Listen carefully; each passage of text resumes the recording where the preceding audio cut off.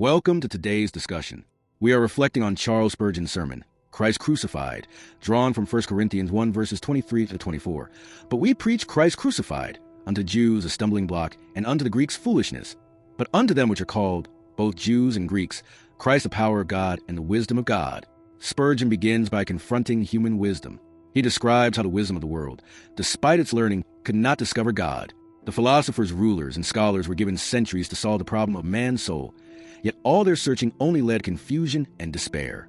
It is here that God chose to reveal his wisdom, not through lofty philosophy or debate, but through the preaching of Christ crucified. To the Jew, this message was a stumbling block. The Jews sought signs and power, expecting a Messiah who would conquer and reign. Yet when Christ came humble and crucified, they could not reconcile this with their expectations. To them, the cross was scandalous. To the Greek, the philosopher, the message of the cross seemed utter foolishness. They prized logic, eloquence, and human achievement, and so simplicity of Savior dying for sinners was offensive to their pride. But to those who are called, whether Jew or Greek, the message of Christ crucified is entirely different.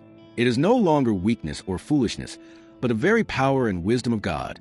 The cross reveals God's justice and love, his wrath against sin, and his mercy toward sinners, all meeting in one act of sacrifice.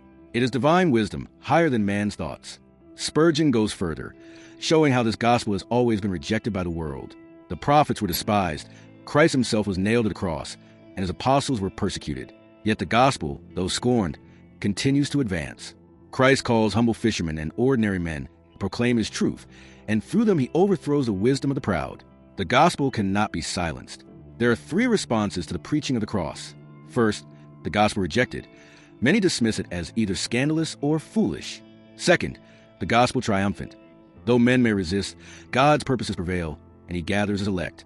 Third, the gospel admired. To those who believe, Christ crucified becomes their joy, strength, and wisdom. For the believer, the cross is not only doctrine but power. Power to live, power to suffer, and even power to die in hope. Spurgeon illustrates this with vivid pictures. The martyr at the stake, clinging to Christ and singing as the flames rise. The dying saint who, with peace on his face, looks beyond death and commits her spirit into the Savior's hands. These examples remind us that the cross sustains a believer in every trial. Finally, Spurgeon calls us to examine ourselves. What we make of Christ crucified?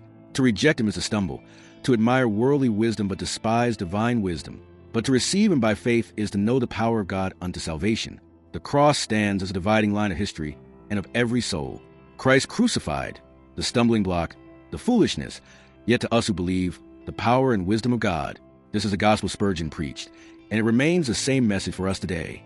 Thank you for joining us, and please like the video, subscribe, and share. God bless you all, and I hope to see you again.